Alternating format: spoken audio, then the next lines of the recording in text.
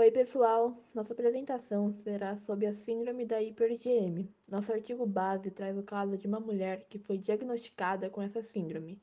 Então, ao longo da apresentação, iremos detalhar o mecanismo dessa doença, bem como elucidar o caso clínico para vocês.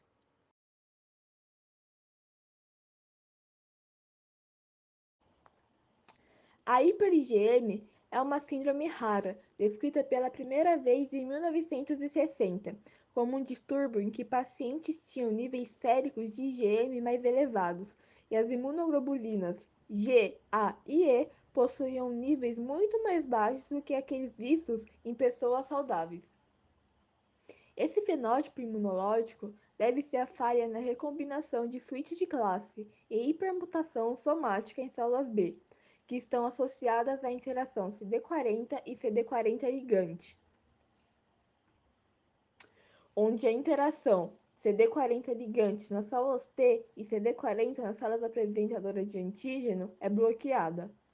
A infecção recorrente é a manifestação mais comum da síndrome, e a maioria dos pacientes estão suscetíveis a infecções oportunistas. Outra manifestação clínica recorrente é a hiperplasia de linfonodos, devido ao aumento dos centros germinativos. Uma característica importante de pacientes que possuem a síndrome do hiper-IgM é que essas pessoas não devem receber vacinas de vírus vivos, assim como outros pacientes com doenças de imunodeficiência primária.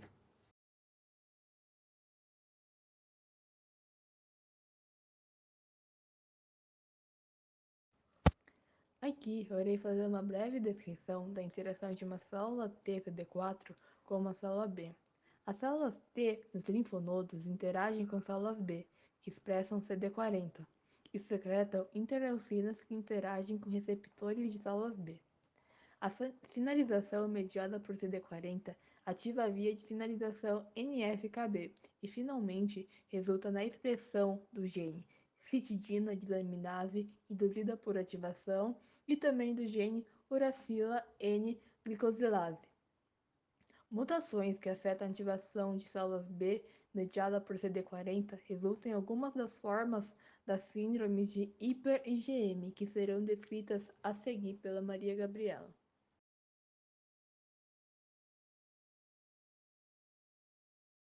A síndrome do hiper-IgM abrange 5 subtipos principais. O tipo 1 é a ligada ao X. Nesse subtipo ocorre deficiência do ligante CD40, devido a mutações no gene que codifica esse ligante, fazendo com que o switch de classe seja afetado. Esse tipo da síndrome atinge apenas pacientes do sexo masculino. O tipo 2 é causada por uma mutação da citidina desaminase induzida por ativação e tem herança autossômica recessiva. Nesse subtipo, o funcionamento das células T é normal. O tipo 3 é devido a uma mutação no gene que codifica CD40 e tem herança autossômica recessiva. Nesse subtipo, a imunidade celular é prejudicada. O subtipo 4 ainda é pouco conhecido, mas sabe-se que esse tipo ocorre ajusante da atividade da citidina desaminase induzida por ativação. O tipo 5 é causado por uma mutação no gene de uracil N-glicosilase e é de herança autossômica recessiva. Como características principais da síndrome do hiper-IgM estão a maior suscetibilidade a infecções, baixos níveis séricos de IgG, IgA e IgE, níveis normais ou elevados de IgM e quantidades normais de célula B circulantes, com ou sem defeitos de hipermutação somática. O principal defeito que acomete todos os subtipos da síndrome é a falha na capacidade das células B de mudarem de IgM para IgG, IgA ou IgE. Os subtipos causados por defeitos intrínsecos de células B desencadeiam imunodeficiências humorais puras, enquanto defeitos genéticos de CD40L ou CD40 levam a imunodeficiências celulares e humorais.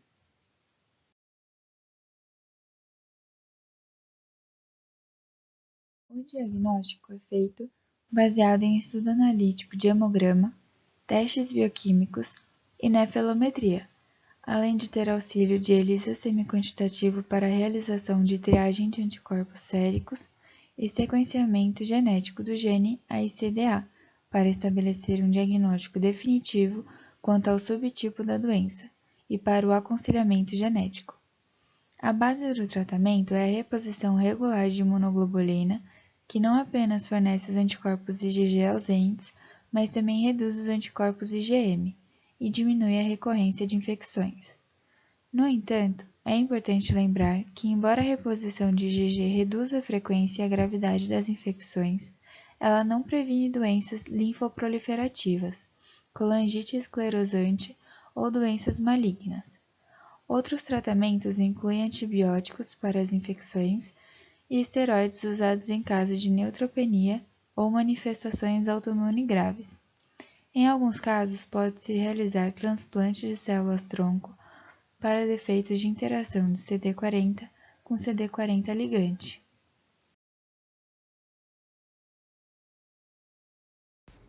Bom, agora eu vou falar um pouco do nosso relato de caso.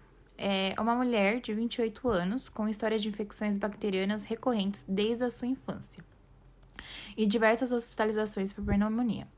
Devido às sequelas das várias infecções pulmonares anteriores, houve a presença de bronquiectomia. Ela havia recebido anteriormente uma lumbectomia esquerda e uma linguectomia aos 13 anos. Foi feita uma avaliação respiratória funcional, relevando um padrão obstrutivo e uma hiperinsuflação pulmonar. Os testes de função pulmonar são essenciais no momento do diagnóstico e, a partir daí, anualmente, para monitorar as doenças pulmonares crônicas. Ela não tinha nenhum histórico relevante na família. Os resultados dos exames físicos foram normais, exceto por sons respiratórios ligeiramente diminuídos no lado esquerdo, compatível com a sua história cirúrgica, e linfonodos inguinais palpáveis. A tomografia computadorizada do tórax evidenciou lesões fibróticas e sequelas, espessamento pleural, desvio do mediastino à esquerda e múltiplas bronquiectasias císticas e cilíndricas. Também foi realizada uma ultrassonografia inguinal, revelando a presença de linfonodos reativos. Foi realizado um estudo analítico do hemograma e da bioquímica de rotina, com resultados normais. Os níveis de alfa-1 antitripsina e o teste de suor com cloreto não estavam normais. Os níveis séricos de imunoglobulina foram medidos por nefilometria, sendo IgM menor que 7,33 gramas por litro, IgG menor que 0,08 gramas por litro, IgA menor que 0,06 gramas por litro e IgE 2 kg unidade.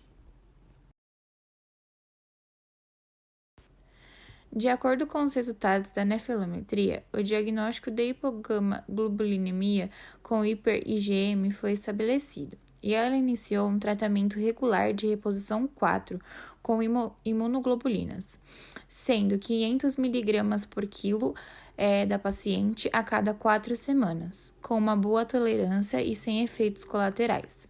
Até agora, cerca de 18 meses após o diagnóstico e o início do tratamento, apresenta apenas uma infecção ligeira do trato respiratório, com uma boa resposta ao antibiótico terapia comum.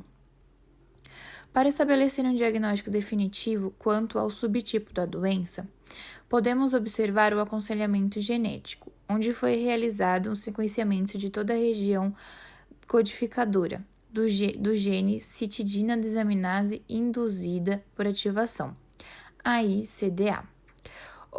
Apresentou-se uma mutação homozigótica e foi identificada no exon 3 do gene, onde altera a cisteína em uma serina na porção 87 do aminoácido, confirmando então o diagnóstico da síndrome hiper-IgM do tipo 2.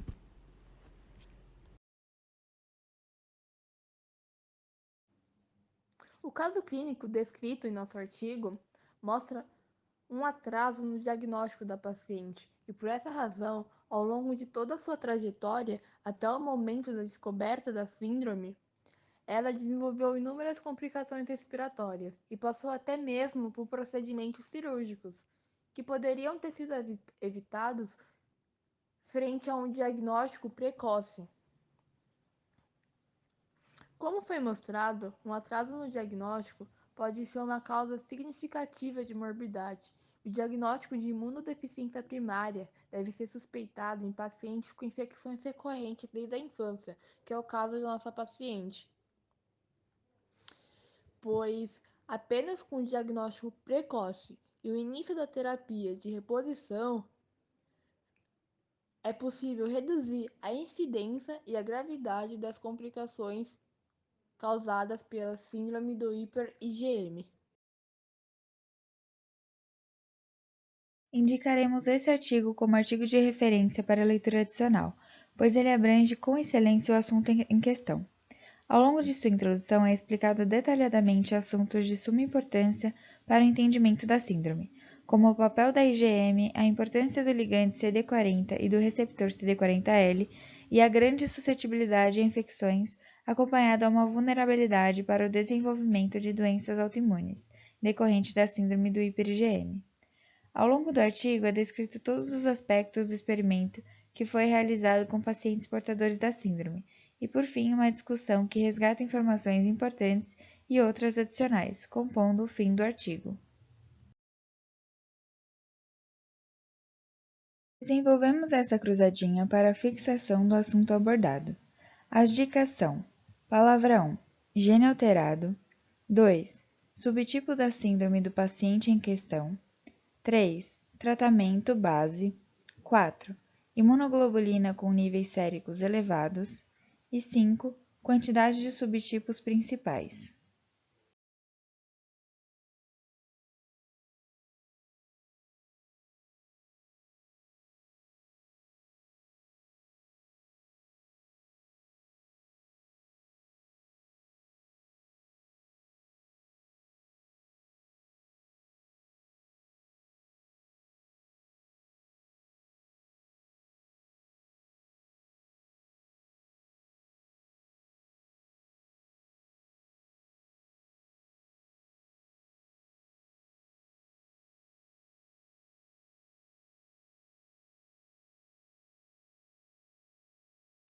Essas são as respostas corretas da cruzadinha. O gene alterado é o AICDA, o subtipo da síndrome da paciente em questão é o tipo 2, o tratamento base é feito com imunoglobulina, a imunoglobulina com níveis séricos elevados é a IgM, e são os 5 subtipos principais da síndrome.